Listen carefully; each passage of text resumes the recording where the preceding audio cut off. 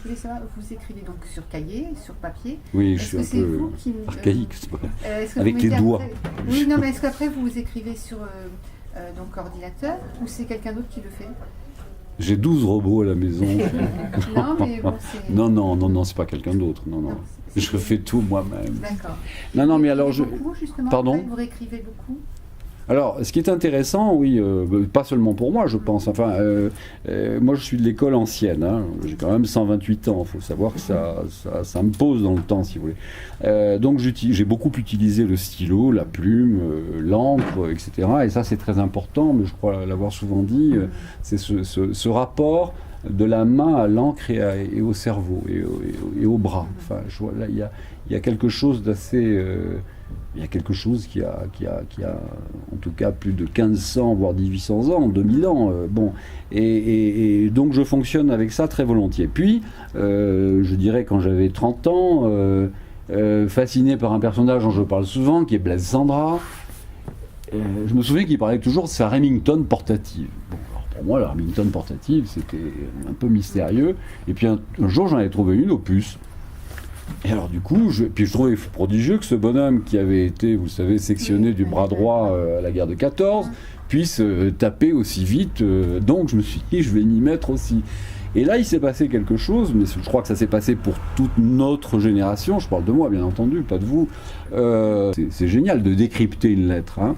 On est passé à la machine à écrire. Alors la machine à écrire, quand on tape un manuscrit, on va supprimer des choses qui passeraient avec la calligraphie, qui passent plus avec la machine à écrire. Ou au contraire, on va rajouter d'autres choses qui ne venaient pas spontanément sous la plume. Bon. Puis maintenant, il y a l'ordi. C'est encore autre chose. Alors, c'est un peu de la machine à écrire, on est en 2016. Hein. C'est vrai que moi, je trouve ça... quand je pense aux soi-disant progrès qu'on a fait, enfin, c'est toujours un clavier, c'est toujours aussi con. Hein. Alors, vous me direz maintenant... Pareil qu'on peut parler dans le truc et que, mais enfin bon, je ne sais pas si ça fonctionne, hein, j'essaierai pas. Donc on va probablement passer à la voix, c'est-à-dire qu'on n'aura probablement plus besoin de la gestuelle, plus besoin même du côté mécanique des 10 doigts sur le clavier, et tout va s'opérer à la voix, ce qui va probablement encore nous amener à une autre forme de littérature. Oui, parce qu'il n'y a plus de médiation. Et voilà. Il n'y a plus Exactement. travail de la médiation qui fait qu'on Exactement. on pense ce qu'on écrit et qu'on le reconstruit. On le pense et on le chante. Enfin, je sais pas, je pense que certains écrivent ici. Moi, je sais que j'ai besoin de me lire à haute voix. Avant, j'avais des chiens, c'était pratique. Donc, ils écoutaient. Mais le phénomène incantatoire, lorsqu'on a écrit une page et on se dit c'est pas mal, et on va la lire à haute voix. C'est vrai que ça va encore poser les choses autrement, puis on va voir ce qui blesse, on va voir... Donc là, il y a des corrections, effectivement. Là il peut y avoir un travail de réécriture, mais pour un mot, quelquefois. Mais c'est tellement important de tomber juste, de tomber pile, voilà. Et là, je pense qu'effectivement, toujours en faisant appel ou à Rimbaud ou à Baudelaire, peu importe, l'alchimie, elle est là. Elle est quand la formule, pour vous, est parfaite. C'est-à-dire que vous savez que ce n'est pas votre personne qui est en jeu, c'est pas vous qui êtes en train de... On se sert de vous pour formuler quelque chose qui va, peut-être, en tout cas je le crois, arranger les choses, mais au niveau universel. Je crois à l'équilibre de l'univers, mais, comment dire, enclenché par des êtres qui font bien leur job. Quel que soit le job d'ailleurs. Hein. Mais pour l'écrivain, c'est la même chose. Fais bien ton job, le monde ira mieux. Voilà, ça j'en suis intimement convaincu. Mais l'écrivain de pièces de théâtre a une influence sur l'écrivain. Oui, enfin, en ce qui me concerne, c'est arrivé très tard, hein, le théâtre. Alors moi, je ne connaissais pas du tout. J'avais même un a priori terrible contre les théâtres. Mais bon, il s'est trouvé qu'un jour, j'ai écrit une pièce et j'ai trouvé effectivement étonnant d'entendre, je crois que c'est ça qui m'a fasciné, c'est d'entendre des gens que je ne connaissais pas la jouer. Tout d'un coup, les mots avaient une autre résonance. C'était plus ma voix. Alors, comme je vis dans une caverne, je vous le disais, c'est bien d'être dans la redondance de sa propre voix, mais c'est quand même formidable d'entendre d'autres voix prononcer les mots que l'on a écrits. C'est vrai que ça prenait une autre dimension. C'est de voix, le théâtre, il y a la mise en scène, il y a tout le travail. Absolument. C'est une autre vie. pique qu'on vous prend votre travail, qu'on vous prend votre œuvre? Écoutez, qu'on me prenne tout ce qu'on veut. Écoutez, tant que j'ai à donner, je veux dire, c'est pas grave. Hein. Est-ce qu'on demande à une source si elle a peur de s'épuiser? Non, mais j'arrive trop tard maintenant. Hein. Je veux dire par là que c'est tout ce que je suis en train de vous dire, il me semble que je le ressentais, j'avais 20 ans. Quand je dis j'arrive trop tard, il me reste plus beaucoup de temps, si vous voulez. Hein, oui, non, moi je me vois toujours très limité. Marqué quand j'avais 20 ans, j'étais convaincu que j'allais crever. Donc je veux dire, finalement, j'ai duré un peu plus que prévu.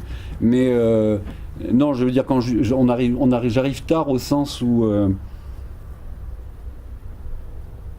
c'est pas qu'on s'épuise, hein, mais on en parlait tout à l'heure. Pour moi, vieillir, c'est quand même entrer dans, je dirais presque un confort, une habitude d'écriture, j'entends. Hein. Et c'est ça qu'il faut casser tous les jours. Il ne faut pas rentrer dans son style. Enfin, je veux dire, son style, on l'a de toute façon. Enfin, si on en a un, c'est autre chose. Mais si on en a un, on ne le perd pas. Mais il faut éviter d'être dans le confort du roman qui suit un roman, parce qu'on est tranquille, on maîtrise tout ça, etc. Il faut que le livre, il faut que votre propre écriture, effectivement, vous remette en question. Ce qui est intéressant, c'est ça. C'est d'être surpris par ce qu'on écrit. Et pour faire ça, vous donnez des principes de départ pour dire, bon, je ne vais pas faire telle ou telle chose que j'ai faite la fois précédente. Vous donnez des espèces d'objectifs comme ça Oui, ça c'est intéressant. Tiens, je passe mon temps à me fixer des objectifs. Mais je vous dis, l'objectif le plus vaste serait, écoute Alain, continue à me surprendre, quoi. Mais surtout, ne sois pas que toi-même, enfin, sois autre chose. Et ça, c'est intéressant aussi, parce que écrire, finalement, c'est tenter d'être nombreux. On est tellement seul. Quand vous écrivez, vous avez l'impression d'être plusieurs. C'est un peu... Bon, ça peut confiner au délire. Hein. Mais quand il y a plein de personnages comme ça, c'est formidable, parce que effectivement, c'est eux qui vont vous obliger d'une certaine manière à avoir d'autres objectifs. C'est eux qui vous disent « surprends-moi ». Alors, c'est vrai que la littérature contemporaine, il y en a beaucoup, est souvent une littérature qui s'auto-raconte, c'est-à-dire qu'on est dans ce truc escargotique, etc. Et ça, c'est un peu navrant, parce que il y a des psychanalystes pour ça. Enfin, je veux dire, bon, pour moi, la littérature, c'est autre chose. C'est pour ça que je cite souvent également Dostoïevski, parce que quand il dit, au fond, que ce soit le criminel, que ce soit l'assassin, la putain, etc., tout être est extraordinaire, tout être est riche, et ça vaut la peine d'aller vers cet autre qui n'est pas moi, mais qui, en définitive, est en moi aussi. Je suis tout l'humain. Et ça, c'est vraiment, je crois, le propos que l'on tente de redécouvrir grâce aux personnages que l'on met en scène, d'une certaine manière. Mais c'est le personnage qui vous impose ses principes, qui vous dit « surprends-moi ». Voilà, j'ai peut-être un peu long pour dire ça, mais enfin bon. Et du coup, les personnages, vous les construisez très précisément, c'est-à-dire qu'ils ont un passé, ils ont une famille, qu'on ne voit pas forcément sur le papier. Parce que, oui, alors oui, ça aussi, bien sûr, bien sûr. Alors bon, là, j'ai ces deux livres-là qui sont courts, effectivement. J'aurais pu développer ça sur 600 pages, bien sûr. Si je prends chaque personnage, même s'il n'y en a pas beaucoup, et que je le développe, est-ce que c'est vraiment nécessaire? Non, mais est-ce qu'il est développé dans votre esprit? Oui. Pour qu'il lui arrive même une tranche de vie courte? Oui. Ces courtes phrases nous font rêver. Donc c'est un livre qui prend une amplitude extraordinaire. C'est pas qu'une histoire, c'est une suite de réflexions. D'où, aussi bien chez Zoé, aussi bien que chaque seconde est un murmure, vous l'ouvrez n'importe où, il y a matière à réflexion. D'où encore une fois... C'est tellement concis aussi. Oui, c'est concis, c'est ciselé, c'est beau. Oui, voilà. Parce que raconter des histoires, c'est pas une histoire, c'est une suite de réflexions, c'est une suite d'émotions. On est au bord du précipice dans le dernier. Faites attention, oui. On est, Reprenez-vous. on est au bord du précipice, et là, justement, on peut faire revivre une vie, on peut faire revivre une génération, on peut faire revivre 3 générations, on peut faire revivre un millénaire. Ça, ce sont des sagas presque. Or, ici, on est avec 2 livres qui sont aussi bien chez Zoé, où c'est Henri frissonne, ou bien ici, donc, avec le personnage principal, qui est un personnage où on a raconté tellement de choses sur le livre, chaque seconde est un murmure. Moi, je l'ai ressenti d'une toute autre façon. J'ai rien su dire sur ce bouquin dans mes chroniques. Je n'ai su qu'aller rechercher une ou l'autre phrase d'Alain et dire ça, c'est Alain Cadéot. D'accord. Ah, ça m'explique le... Ah, d'accord. Raconter du Alain Cadéot, là, dont les gens sont à côté de la plaque, quoi. Je ne vais pas vous dévoiler ce que j'ai ressenti, sauf peut-être en aparté, mais on est au bord du précipice dans ce bouquin. On est au bord du précipice, il y a un pas qui va se franchir, on est au-delà d'une vie qui est racontée, si courte soit-elle. Parce qu'encore une fois, courte vie, et on est parti dans beaucoup de choses, quoi. Et c'est pour ça que je posais la question sur le personnage, parce qu'effectivement, on sent un foisonnement, une vie autour de chaque phrase, effectivement, très riche. Donc on a l'impression que ce personnage a une épaisseur. Écoutez, là je crois que simplement c'est la vie. Si véritablement on se donnait la peine de bien regarder les gens qui nous entourent, j'aime autant vous dire qu'on est tous des feignants. Ça veut dire qu'on ne regarde pas bien les gens. Si on les regardait bien, je disais ça souvent à mes élèves quand j'avais des élèves, parce qu'ils me racontaient leurs petites histoires de cœur, etc. Je leur disais, vous savez, finalement, un seul être humain, c'est la plus vaste palette d'un peintre. Il y a toutes les couleurs, mais à vous de les voir, à vous de les prélever sur la palette pour arriver à en faire un tableau. Si vous négligez le rouge ici, le vert, le mauve, si vous ne savez pas mélanger les couleurs, vous ne saurez jamais avec qui vous êtes. Tentez donc de trouver la richesse qui est en chacun d'entre vous. Et c'est vrai que cette richesse, elle est phénoménale, quoi. Ce qui revient à l'anecdote que je racontais tout à l'heure, cette dame qui me disait « je ne suis rien », c'est terrifiant. Il y a tellement de gens aujourd'hui qui disent « je ne suis rien », alors que l'humain est tout, chaque humain est tout. Je veux dire, mais c'est retrouver ce tout, et pour moi l'écriture, effectivement, c'est ma manière à moi de graver comme le font les ados sur les arbres, les ados amoureux bien entendu. C'est ma façon à moi de graver sur les pages, si vous voulez, de donner envie en tout cas de restituer cette grandeur de l'humain, oui. Qui est désespérant, on est désespérant, d'accord. Mais on est tellement grand aussi. Voilà, je crois que ça, quand on l'a admis, et c'est pour ça que je pense souvent à Dostoïevski, parce que lui, il avait tellement pigé cette latitude infinie d'un pôle à un autre chez tout individu. Et donc, est-ce qu'il est utile, effectivement, dans un livre, ça c'est une question que je me pose souvent, de développer un personnage, et quelquefois je me dis, mais en 4 lignes, 10 lignes, tout est là. Non pas que tout soit dit, bien entendu, mais les sous-entendus, c'est formidable. Enfin, je veux dire, c'est ce qu'il y a derrière, après. C'est ce qui donne envie. Oui, bon, ma question, c'était pas dans le livre, mais pour vous, est-ce que il y a une fiche? Il continue. Non, que fiche. Je travaille pas, je travaille pas à la PJ, j'ai pas de... Non, je l'ai fait une fois. J'avais fait une espèce de carte avec plein de trucs, ça c'était amusant. C'était vachement scolaire, quoi. Mais c'est rassurant, parce que là on pose les choses, on a l'impression d'être le maître du jeu. Mais non, on est le maître de rien. Oui, mais je crois qu'il y a des gens qui fonctionnent comme ça sans être très scolaires. Je crois que Tolstoï fonctionnait comme ça. Mais il était très scolaire, Tolstoï. Contrairement à Dostoïevski. Oui, mais bon, ça va quand même. Non, mais c'est pas... Je remets pas en question. Mais c'est autre chose. Oui. C'est plus un historien de la pensée, Dostoïevski, c'est un historien de l'âme. Je crois que c'est 2 choses différentes. Hein. Donc Fiche, puis non, c'est tellement merveilleux de laisser évoluer aussi. Alors, je vous rassure, moi je suis pas Tolstoï, donc j'ai pas 3000 personnages. Hein. Heureusement, je me démerde avec 3-4, c'est déjà pas mal.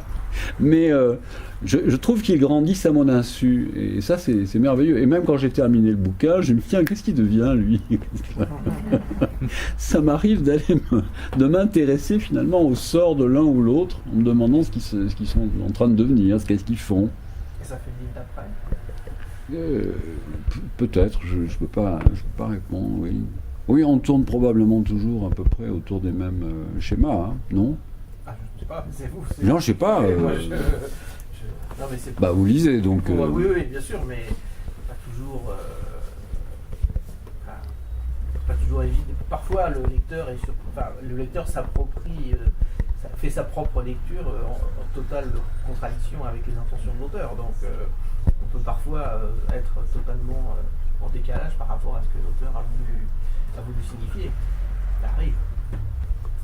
Peut-être.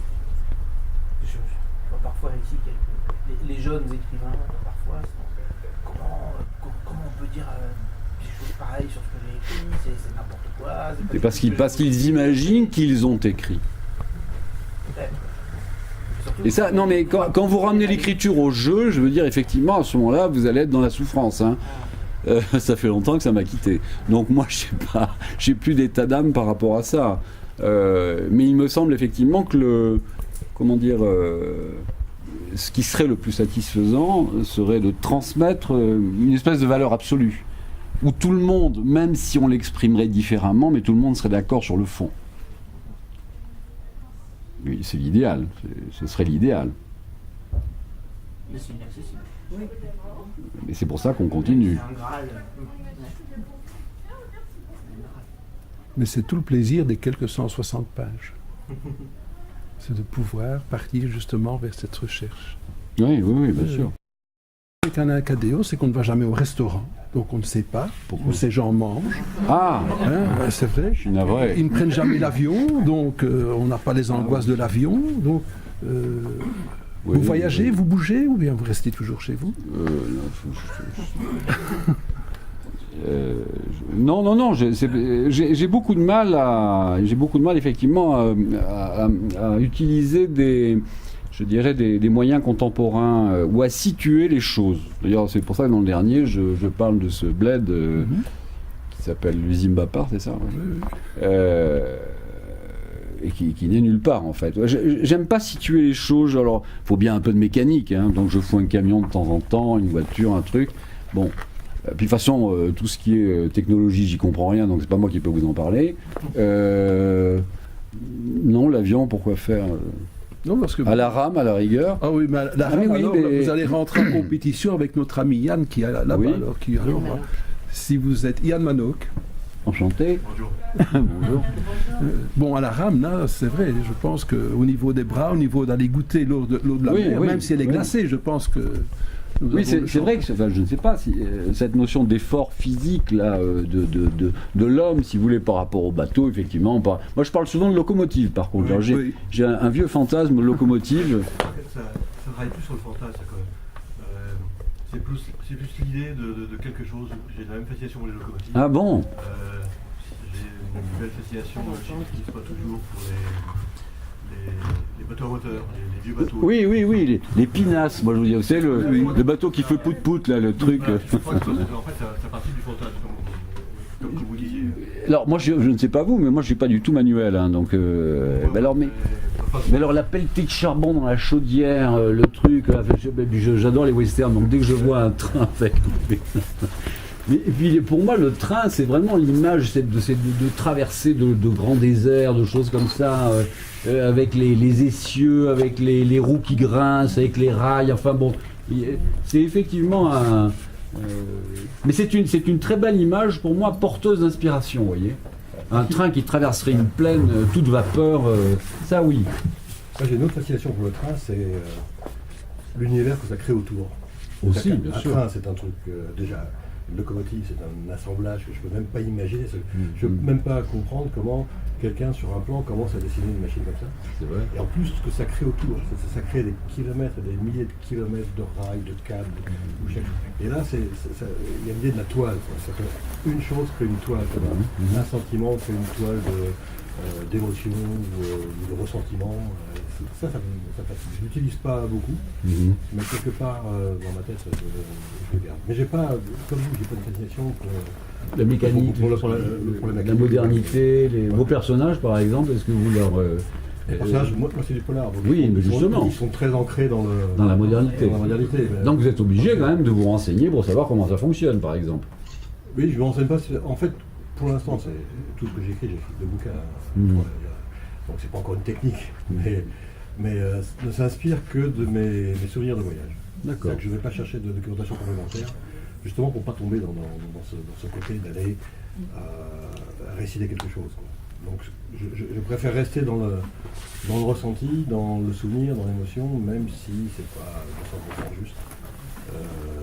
Mais mes souvenirs de voyage sont assez précis. Assez précis, oui. Ah oui, donc vous avez la chance d'être très observateur, enfin pour ce type d'engin, d'outil. Moi je ne le suis pas du tout. Bon, comme je dis, je suis très maladroit, donc ce que j'ai observé, c'est forcément c'est une erreur. Oui, mais l'erreur fait partie de l'émotion quand on la traite comme un générateur de sentiments. Mhm. C'est-à-dire que Vous me donnez peut-être une idée. Je vais peut-être moins m'embarrasser de scrupules. Hein. je vois. L'autre jour, je voulais absolument faire partir un de mes personnages dans une fusée, mais j'étais très emmerdé parce que je me disais, mais comment on fait? Comment ça marche? Alors je me suis dit, il faut que je me documente, ça me rase. J'ai pas envie. Donc je vais peut-être inventer finalement. Enfin, rester dans le registre où vous êtes, c'est très bien. Oui.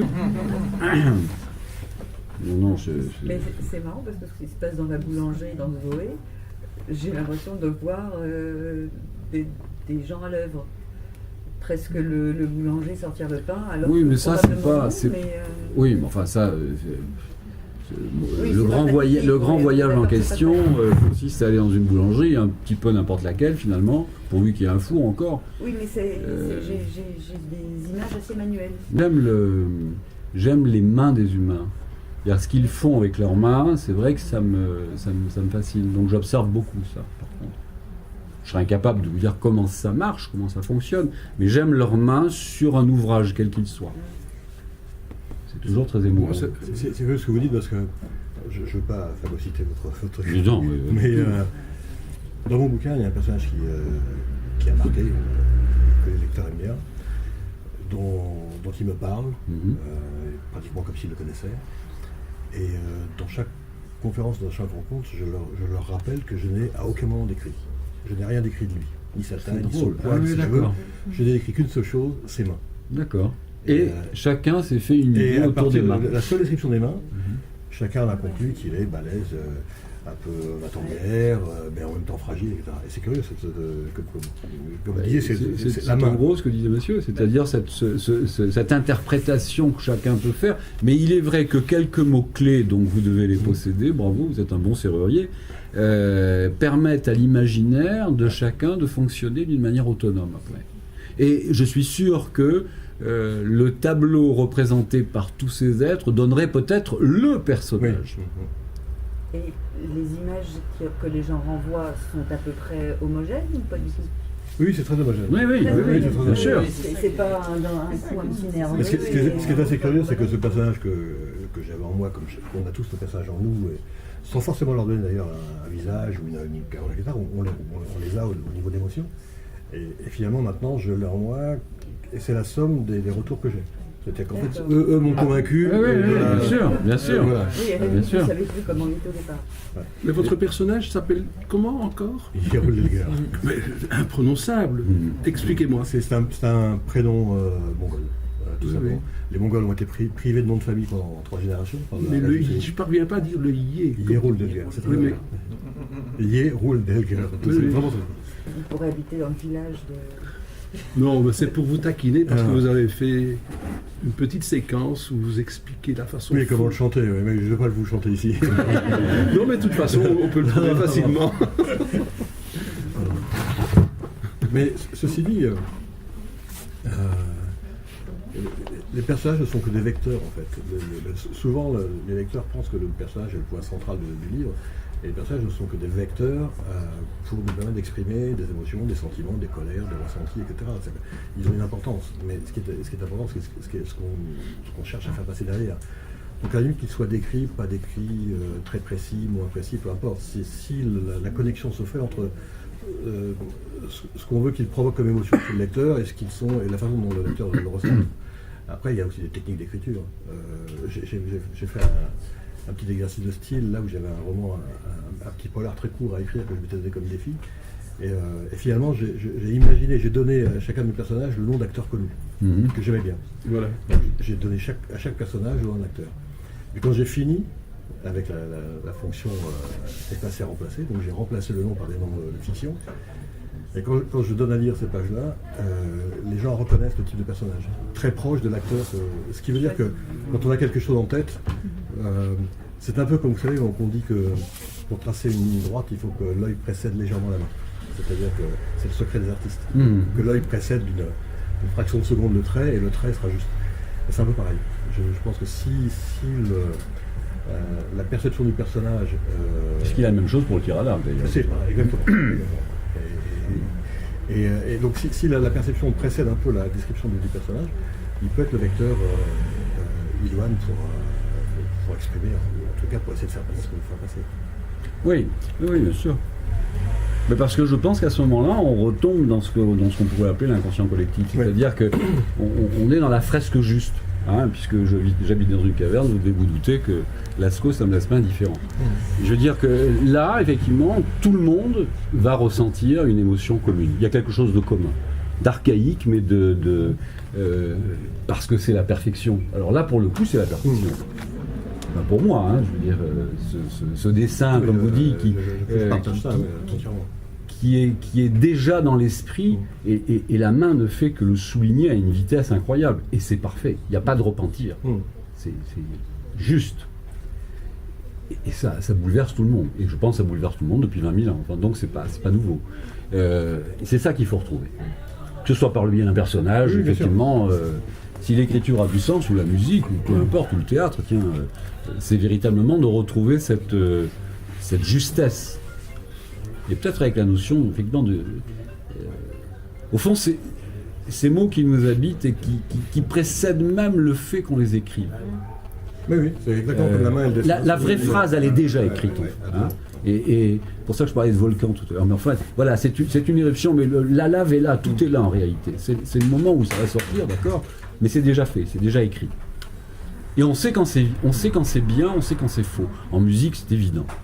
On sait, une note, ça va pas. Alors, tout à l'heure, on racontait cette anecdote extraordinaire de Glenn Gould, qui est en train d'interpréter pour la énième fois je ne sais quelle sonate de Bach, et tout d'un coup, il dit non, il s'est trompé, en parlant de Bach. et il rejoue la sonate en la mettant à sa sauce. Effectivement, ça sonne plus juste. Donc, est-ce qu'on peut admettre que Gould, finalement, a pu, à un moment donné ou à un autre, comprendre que Bach, il peut se tromper aussi, C'est formidable, non, ça? Oui. C'est vrai qu'il avait laissé de côté pour plus tard et il n'a jamais pu, heureusement que Gould était là. Et Gould était là pour le corriger. Et ce qui est bien, c'est que ça ramène la chose à l'écriture. C'est-à-dire que l'essentiel, c'est quand même, c'est comme ça que je conçois entre guillemets notre métier, c'est quand même d'arriver à articuler des mots pour donner soit de l'imaginaire, soit de l'émotion. Mais c'est l'articulation des mots qui est le plus important. Bien sûr. J'écris des bouquins plus faciles que vous, qui sont des polars, donc il y a des mécaniques, etc. Mais les vrais compliments qui me touchent quand j'ai des discussions, c'est quand on s'arrête sur quelques mots que j'ai trouvés pour décrire quelque chose, des mots précis, 3 mots qu'on assemble, qui viennent presque par hasard. Je me souviens, on a fait une intervention au Québec, et une personne qui vit des hivers rigoureux depuis 40 ans est venue voir en me disant, dans le deuxième, pour la première fois, quelqu'un a mis des mots très exactement sur une impression que j'ai depuis que je suis gamine, quand je marche dans la neige, que la neige est gelée par-dessus la neige, etc. Et elle me dit, vous parlez du crissement meringué de la neige, et c'est exactement ça. Mais je ne l'ai pas forcément voulu, je ne me suis pas dit, je vais m'appliquer à mettre ces trois mots ensemble.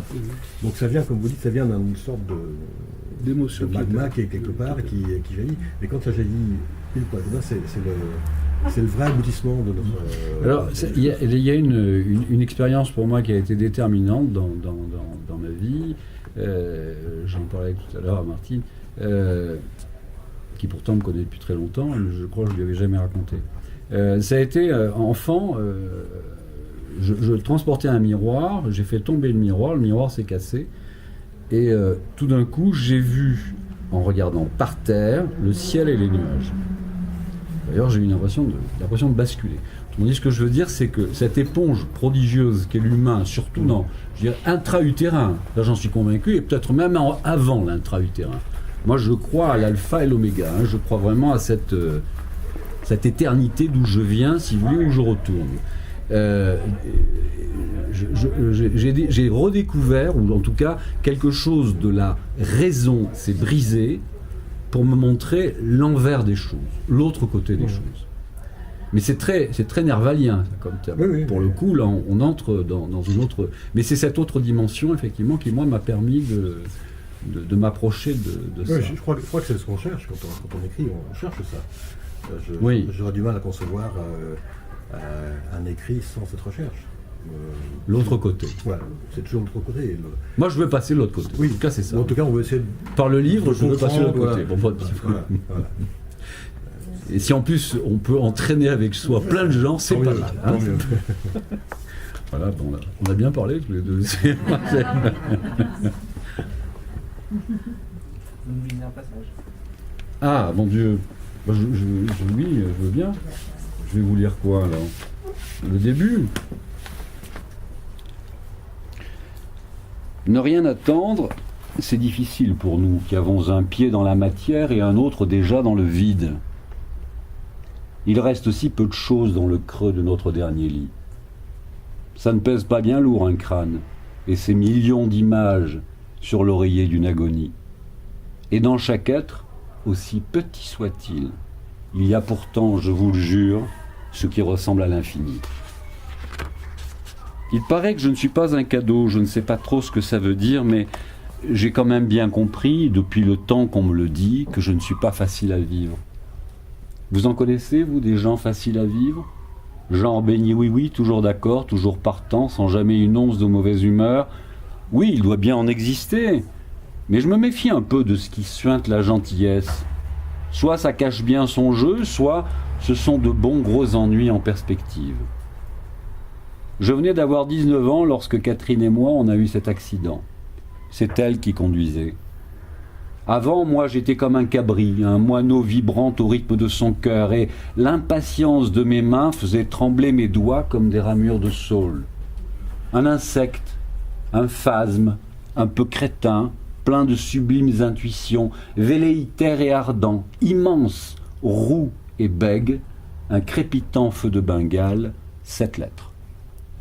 Je venais d'avoir 19 ans, j'ai vu dans l'herbe d'un fossé mourir ma mie, mon amie, ma douce, ma tendre Catherine aux grands yeux pailletés d'or, et je devins un homme aussi sec, sans transition. Alors je pris la route et ne revins plus jamais me blottir dans les bras de ma mère. J'avais brutalement compris que les adultes ne sont pas tout-puissants. Elle, ma mère, me laissa partir la mort dans l'âme, mais enfin, comme elle disait toujours, on ne peut pas empêcher la vie de vivre. Et mon père, comme à son habitude, en triste philosophe, rajouta en me glissant quelques billets, partir c'est fuir, tout nous rattrape. D'où vous est venue l'idée justement d'écrire ce livre, l'idée de départ? Ou qu'est-ce qui vous a donné envie justement de mettre sur papier cette histoire? J'aime les gens qui marchent, déjà. Moi, la marche, c'est quelque chose. Mais bon, c'est une vieille histoire entre Jean-Jacques et moi. Hein. C'est les rêveries du promeneur solitaire. Oui, j'aime beaucoup cette façon de tourner le dos au monde. Et avec de mauvaises grolles, un tout petit sac avec 3 choses dedans, partir comme ça. Bon. Et ce personnage s'est imposé tout seul, parce que je me disais que pour partir comme ça, il y en a plein qui partent comme ça. Bon, maintenant, c'est courant. Hein. Enfin, pas tout à fait de cette manière. Mais je pense que ça peut être un instant de révolte, un instant où justement tout devient absurde et il faut effectivement sais pas, aller sur ces routes. Et mon personnage, il fallait qu'il soit très grand, mal dans sa peau, voûté. Je le voyais bien rouquin, avec le nez de travers. Et en plus, il est bègue. Il a commencé à bafouiller à l'âge de 9 ans. Et c'est pour ça que je dis cette lettre à un moment donné. Donc il a trouvé un truc, pour pas bafouiller, il chuchote. Donc on l'a appelé le murmureur à l'école. Et puis il a un toc, il compte les mots. Comme moi je le fais. Je suis sûr qu'il y en a d'autres qui le font ici. Enfin bon, je suis peut-être le seul. Donc quand il y a un mot qui me plaît, je compte. Et quand ça tombe sur 5 ou 7, je suis vachement content. Tu comptes Le nombre de lettres des mots que j'aime. D'accord. Voilà, ça me... Ça... Vous êtes content. Hein? Vous êtes content. Eux, les conflits. C'est quoi le chiffre que t'aimes bien? 7, tu vois? C'est 7. Oui, 7, non, mais des trucs impairs, ça me plaît bien. Bon, je suis pas joueur en plus. Donc voilà, je me suis dit, tiens, je vais l'habiter avec ce petit détail, mais c'est un peu comme votre histoire de ce personnage que vous décrivez, la glace. Mais, voilà, bon. Et puis voilà, et puis après, il est parti.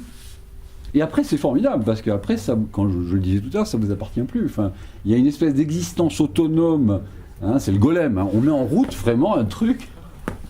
C'est pour ça que je ne vais peut-être pas trop les développer, parce que j'ai l'impression que ça me boufferait aussi. Vous connaissiez déjà la fin de l'histoire ou vous êtes Pas du parti? tout. Pas du tout, d'accord. Non, pas du tout. Non, là, je Donc il fais n'y a pas de fiche. Je fais pas de fiche, je fais pas de... J'aime bien, je vous assure, j'aime bien quand les personnages... J'aime pas dire les personnages d'ailleurs, parce que pour moi ils sont aussi vivants que moi, hein, ou que vous. Je devrais peut-être, hein, mais... Non. Non, non, c'est Non, non. très bien comme ça. Pour un polar, c'est peut-être plus dur, hein, par contre. Hein. Moi, Là, je pense que le plan est indispensable. Non, moi, non j'écris, j'ai besoin d'au moins 500 pages, entre 500 et 600 pages. J'écris 100 Grosse plans. locomotive, pour le coup. là, c'est- J'écris 100 plans aucun, je pars sur 3 lignes d'à peu près D'accord. de squelette, et sans m'arrêter. Donc je ne reviens jamais en arrière, sauf quand je suis arrivé au bout. Et je sème juste dans mon manuscrit des petits mots rouges, là où je sais qu'il faudra que je revienne pour une précision. D'accord, d'accord. Rechercher l'orthographe de quelque chose, ou préciser un fait, ou quelque chose. Mm. Ou même des fois quelque chose, parce que dans le polar, on se perd vite dans toutes sortes d'intrigues, et puis je me dis d'un seul coup qu'à la page 400, j'ai un rebondissement que j'aime bien, que je vais garder, mais que je n'ai pas préparé, donc je reviens en arrière mettre un jalon. Mais le premier jet, c'est sans plan et sans revenir en arrière. Pour la même raison que vous, c'est-à-dire que les personnages m'échappent et on passe son temps à les poursuivre et à essayer de les comprendre, donc ça part vraiment dans tous les sens. Et comme j'ai pas vraiment de technique, parce que je m'y mets un peu tard, hein, ouais, j'ai attaqué il y a que 2 ans quand même. Et donc comme j'ai pas une technique définie, j'ai pris le parti de garder toutes mes digressions. C'est-à-dire que si je pars sur quelque chose qui, pendant 10, 20, 40, 50 pages, s'éloigne de ce que j'avais comme idée au départ, si ça me plaît, je préfère le garder et tordre l'histoire pour l'intégrer plutôt que de dire non, c'est la bonne matière, mais je m'en sers pas. Donc je garde tout en fait. Ça va dire de cette espèce de boulimie que j'ai décrire parce que je me suis mis très tard. Bon, j'ai la même et j'écris depuis 40 ans, donc je vous rassure, ça passe pas. Hein, donc, longue vie à vous. Hein.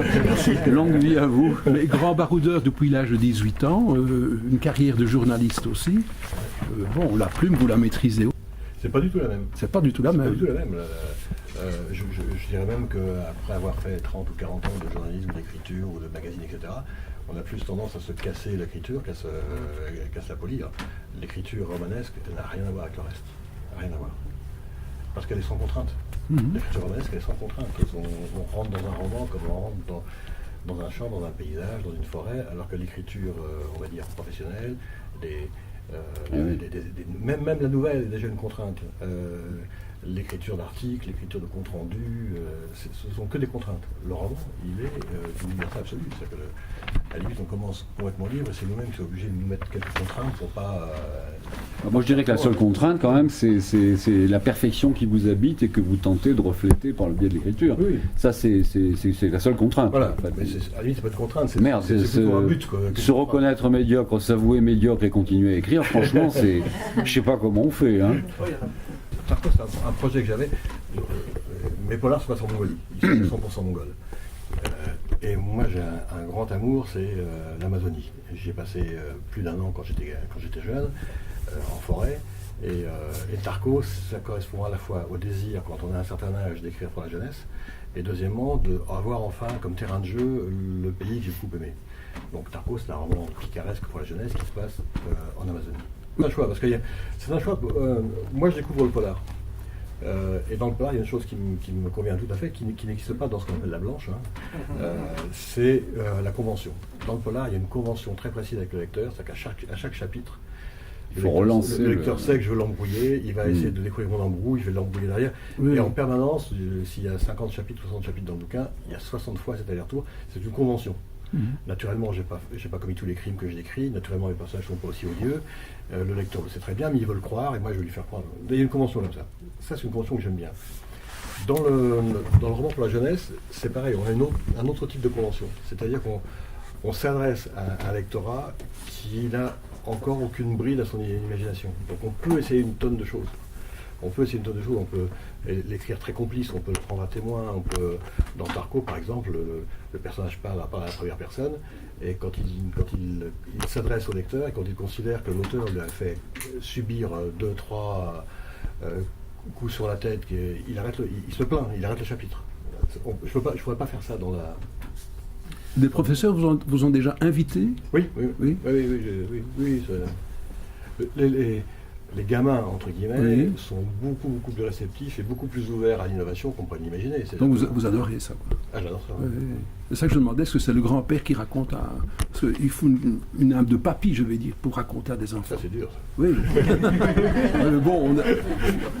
Bon, j'ai un petit bras d'Agnès sur vous qui est de la QV 49, mais de toute façon, vous êtes né en 49, ça fait autant d'années que vous êtes né en 49. Oui, ça, moi, j'ai 48, j'ai jamais bougé. C'est vrai qu'il y a de ça. Il y a ça. Mais c'est pas. Quand un personnage devient un personnage, dans quelque chose qu'on écrit, bien sûr, il a l'âge qu'on lui donne, c'est nous qui le créons à une certaine période de sa vie, mais c'est autre chose qu'un rapport, par exemple, entre un grand-père et un petit-fils. C'est un rapport entre un auteur et un personnage. D'accord. Et on lui met dans son comportement des choses soit qu'on aurait aimé trouver chez ses enfants, ses petits-enfants, soit qu'on a trouvé et qu'on aime bien retrouver, soit des choses qu'on essaye. Le lien est différent, c'est pas une transposition de la vie, un roman. On sent quand même que vous êtes dur, malgré tout, avec ce que ces deux jeunes gens vont... Oui, j'aime bien faire souffrir mes personnages. Ah oui, ça c'est... En général, c'est dans ce qu'on appelle la blanche. Les auteurs aiment bien réussir à exprimer la souffrance de leurs personnages pour en faire ressortir des émotions universelles, on va dire. Le fameux schéma entre guillemets du bon roman, ce sont des émotions universelles exprimées à travers un destin personnel. Ça résume à peu près Nous c'est dans le noir, c'est un peu le contraire. C'est-à-dire qu'on aime bien faire souffrir nos personnages. C'est nous qui les faisons souffrir. On ne part pas d'une situation où ils ont souffert. On les fait souffrir pour construire une dramatique particulière. Ce qui est quand même, c'est finalement tous les personnages souffrent, généralement. Quelle opposition, hein. C'est tout à fait... Pourquoi? Non, c'est pas une opposition. Au contraire, en plus il me parle de l'Amazonie. Oui. Non, je pense que ça rejoint tout à fait les territoires dans lesquels mentalement je me promène, oui. Après, bon, comme vous dites, des techniques, peut-être, techniques d'écriture ou choses comme ça. Mais non, visiblement, vous vous fiez davantage à l'instinct. Ça, c'est intéressant aussi. Enfin, moi, j'ai une confiance totale. L'instinct, pour moi, c'est l'animal le plus délicieux qui soit, et il faut le suivre. Mais alors, vous êtes un animal sauvage aussi, alors, hein? Hors convention. Vous êtes un animal sauvage. Ah oui, non, mais là, il y a un côté loup, effectivement. Ah, oui. On va monter une meute, là. Je pense que les auteurs, par définition. Oui, tout à fait. Par définition. On n'est pas... Soit on est revenu... curieusement, j'avais décidé de prendre que des pseudos à consonance brésilienne. Donc, à part le premier essai que j'avais écrit sur les voyages, j'avais signé de mon nom. Le deuxième était signé de Paul Égard, un roman pour la jeunesse. Paul Égard qui phonétiquement veut dire faire du stop en brésilien. Et le troisième était signé Jacques Arrêt. Jacques Arrêt, c'est le nom du caïman au Brésil. Et puis je me suis rendu compte après que Jacques Arrêt, que le Arrêt, H-A-R-E-T, ça avait un sens. Et le sens, c'est que c'est un chat revenu à l'état sauvage. Et là, je me suis dit, c'est très très bien. Ça me convient parfaitement, parce que c'est presque la définition que je ferais de l'écrivain. En tout cas, de l'écrivain qui se met à écrire un peu tard, j'ai vraiment l'impression d'être à quelque chose de domestique, quelqu'un de domestique qui est revenu à l'état sauvage. Ça me plaît beaucoup. Ça. Vous êtes deux jouisseurs de la plume tous les deux. Lui, il était un peu sur le tard, disait-il tantôt. Lui, il dit, bon, j'ai commencé à écrire. Ah, oui, c'est surprenant. Ouais. Mais enfin, les lecteurs bénéficient évidemment d'une érudition extraordinaire, d'une expérience extraordinaire. Vos expériences de voyage, vos expériences de réflexion, c'est ce qu'on aime. Mais bon, on va boire un coup. Cette histoire de Merin, cette histoire de Merin avec chapeau, hein, ça c'est beau. Hein. Merci beaucoup. On se serre la main à la fin alors. Oui, à la fin. C'est pas une convention. Hein. Non. Merci de m'avoir hébergé. Content de vous rencontrer. Ouais, finalement. Comment allez-vous? Très bien. Oh, mais ça va, j'ai eu beaucoup de plaisir à vous découvrir. Je suis content qu'on se rencontre. Ça fait un bout de temps qu'on se croise. On a péripéties aussi, hein, voyageurs aussi. Oui. Je vais à Bruxelles bientôt. Pour une fois, j'y vais. Ça fait longtemps que j'attendais ça. Ouais, juste une soirée. Et je vous le dirai. Ah, c'est fait. Mais c'est une ville que j'adore. J'avais découvert sur la grande place, tout à fait à droite quand on rentre, là, il y a ce grand restaurant avec...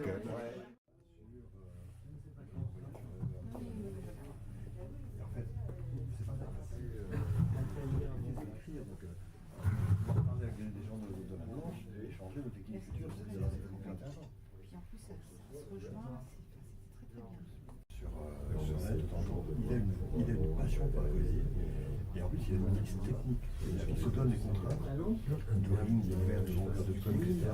Il expose avant et après il a pas de toujours des devoirs. Poème, c'est comédie. Et si vous n'avez pas vu la fausse solidaire, jetez un coup d'œil dessus. C'est un truc bien noir, bien dur, un coup dans la gueule. Et c'est encore très très beau. C'est noir. Et là on l'a. On tient avec nous parce qu'il a pas envoyé sur ce second. C'est pour ça qu'il y a souvent chez nous, parce qu'on arrive, on en parle, et quand il y a des signatures comme ça, je le ramène, parce qu'il a une plume magnifique. Et il manque un peu. Ouais, mais là, non, il cherche. Mais je me suis dit, tu vas monter dehors.